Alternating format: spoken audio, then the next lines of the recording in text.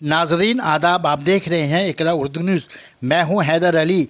बंगाल के 4 अजला में शुमाली 24 परगना के बैरकपुर महकमा में कोरोना वायरस की तादाद तेज़ी से बढ़ने की वजह कर आज बैरकपुर म्यूनसिपलिटी के एडमिनिस्ट्रेटर उत्तम दास ने सरकारी व बेसरकारी अस्पतालों के डॉक्टर, सुपरिटेंडेंट के अलावा नर्सिंग होम के ओहदेदारों के साथ बैठक की, जिसमें कोरोना से कैसे मुकाबले किया जाए और इस पर कैसे काबू पाया जाए तबादला ख्याल किया गया। तबादला ख्याल के बाद उत्तम दास ने मीटिंग में होने वाली बातचीत को प्रेस के सामने रखा है।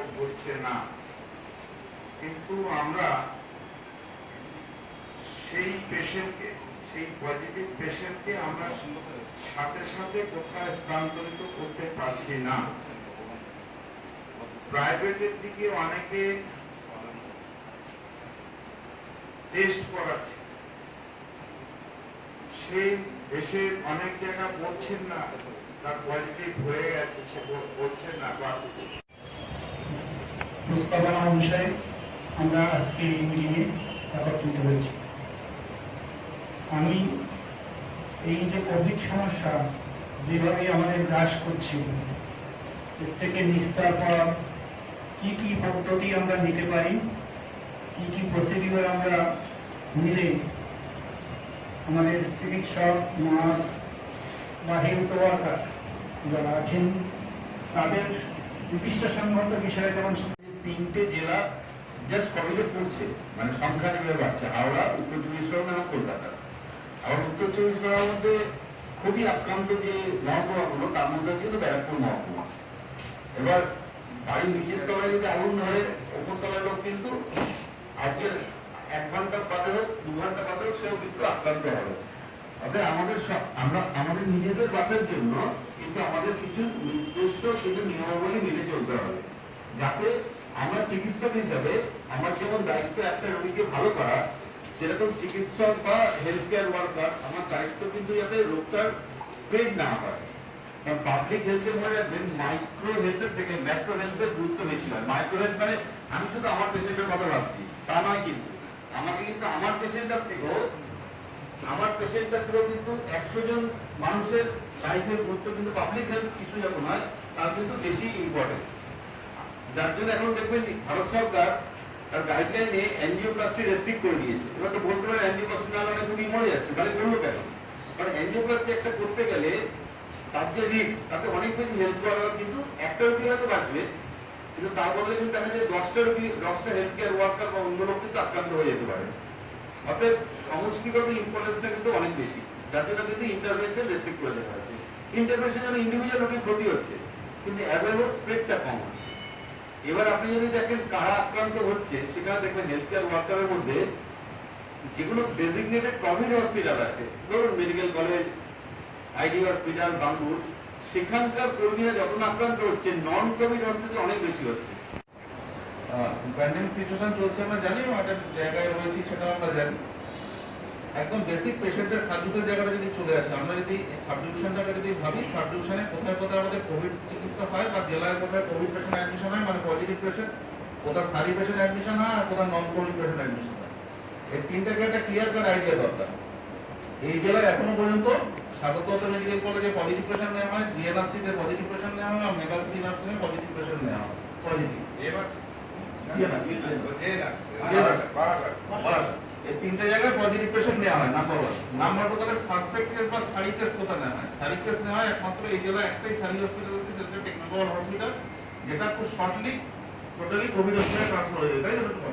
ট্রান্সফার হয়ে যাচ্ছে। তাহলে আমাদের এই মুহূর্তে আর এই সপ্তাহে হয়তো আমাদের 4টে আমরা জেলায় পজিটিভ পেশেন্ট রাখার জায়গা পাবো। নাম্বার 1। নাম্বার 2, তাহলে হচ্ছে এবার পেশেন্টের কি কি সমস্যা হতে পারে, ডাক্তারের প্রাইভেট চেম্বার বলুন বা যে কোনো জায়গায় পেশেন্টের কি সমস্যা হবে। পেশেন্টরা প্রথম জ্বর কমপ্লেন করবে, না জানি যে কোনো ভাইরাল ডিজিজে একটা জ্বর সমস্যা আসে। জ্বরের জন্য সাব ডিভিশন হসপিটাল বা স্টেট জেনারেল হসপিটাল, এই সাব ডিভিশনে যে কোনো আছে প্রত্যেক জায়গায় ফিভার ক্লিনিক খোলা আছে।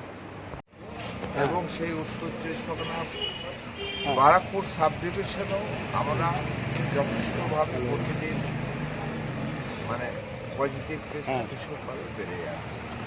সেই জন্য আজকে যে আমাদের আইএমের যেসব ডাক্তাররা আছে বা এমনি যেসব ডাক্তাররা আছে, নার্সিংহোম আছে, ডায়াগনোসিস সেন্টার আছে, তাদের প্রত্যেককে আমরা ডেকেছিলাম।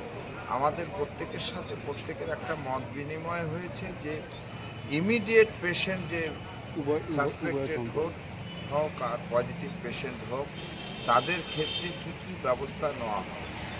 আমরা অনেক সময় দেখছি যে পজিটিভ পেশেন্ট বা সে বাড়িতে রয়েছে হোম আইসোলেশন, হঠাৎ সে অসুস্থ হয়ে পড়ছে বা তাকে কীভাবে ভর্তি করা যায়, সাথে সাথে সেখানে ভর্তি করানো যাচ্ছে না কোথাও, সেখানে যে সিওমএস লিখে দিলে হবে, এটা স্বাস্থ্য ভবন লিখে দিলে হবে, কিন্তু সেটা করলে সেই পেশেন্টটা দুর্ঘটনা ঘটে যেতে পারে। সেজন্য আমরা আজকে যেটা সিদ্ধান্ত নিয়েছি, আমাদের ব্যারাকপুর বা ব্যারাকপুর নিয়ারেস্ট যেসব নার্সিংহোমগুলি আছে, আমরা প্রত্যেক নার্সিংহোমে 2টো করে বেড, একটা ঘরে 2টো বেড থাকবে, সেই বেড দুটো জেনারেল পেশেন্টের জন্য সেটা দেওয়া হবে না।